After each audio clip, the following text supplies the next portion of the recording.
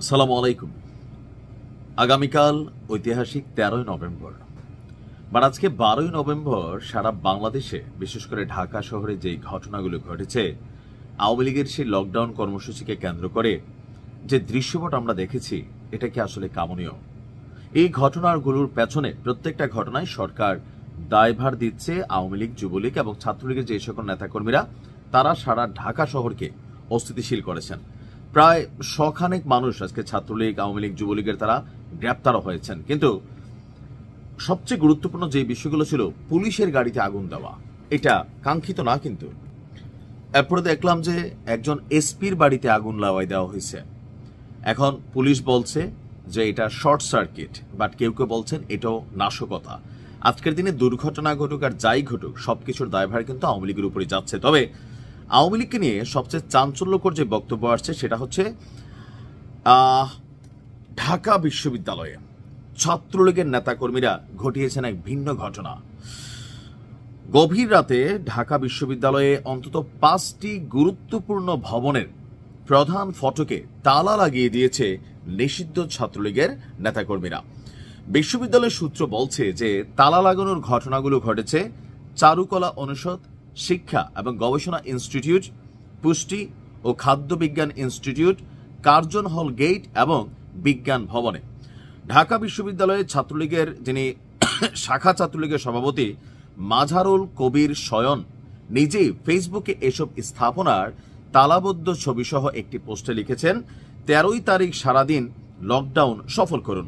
Lockdown BSL, চারুকলা অনুষদ, আইআইইআর, পুষ্টি এবং খাদ্য বিজ্ঞান ইনস্টিটিউট, কার্জন হল গেট, বিজ্ঞান ভবন, ঢাকা বিশ্ববিদ্যালয়। এই ছবি নিজের ফেসবুক টাইমলাইনে শেয়ার করেছে যুবলীগের কেন্দ্রীয় কমিটির সদস্য HM আল আমিন আহমেদ। তিনি বলছেন, দেখে শান্তি পেলাম, ঢাকা বিশ্ববিদ্যালয় লকডাউন, বিএসএল 13 তারিখ সারাদিন।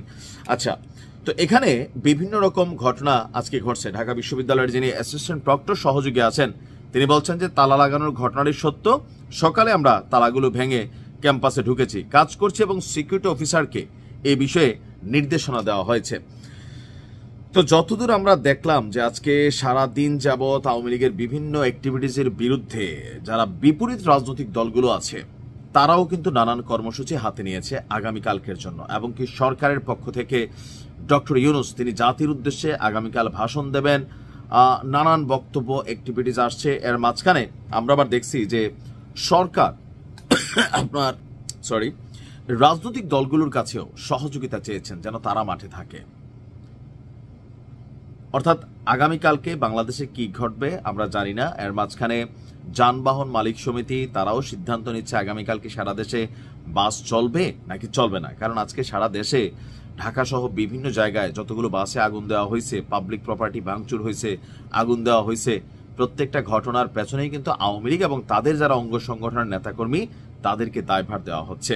তবে কিছু কিছু ক্ষেত্রে আওয়ামী লীগ আবার নিজেরা প্রটেস্ট করছেন যে তারা ঘটনা ঘটার নাই, অন্যরা ঘটাইয়া আওয়ামী লীগকে আসলে জনগণের কাছে নেগেটিভ একটা ইফেক্ট তৈরি করতে চেষ্টা করা হচ্ছে। কিন্তু আওয়ামী লীগের যে সকল নেতাকর্মীরা ফেসবুকে যারা কেন্দ্রীয় কমিটি বা ধরেন লোকালি খুবই পরিচিত, তাদের ফেসবুক বিভিন্ন পোস্টের কারণে সাধারণ মানুষের মধ্যে কিন্তু একটা ইফেক্ট কিন্তু তৈরি হচ্ছে যে এই ঘটনাগুলোর পেছনে বড় ভূমিকা রাখছে আওয়ামী লীগ। আমি আবারও বলি, দেখেন, রাজনীতি করবেন, রাজনীতি করেন প্রত্যেক দলে, কিন্তু দেশকে জ্বালাও পোড়াও, মানুষকে মাইরা রাজনীতি, আগুন দেওয়ার রাজনীতি, এই রাজনীতি কোনোভাবেই জনগণ কিন্তু পছন্দ করবে না। ষড়যন্ত্র যারা করছেন তারাও কিন্তু ধরা খাবেন, আর যারা ঘটনা ঘটাচ্ছেন তারাও ধরা খাবেন।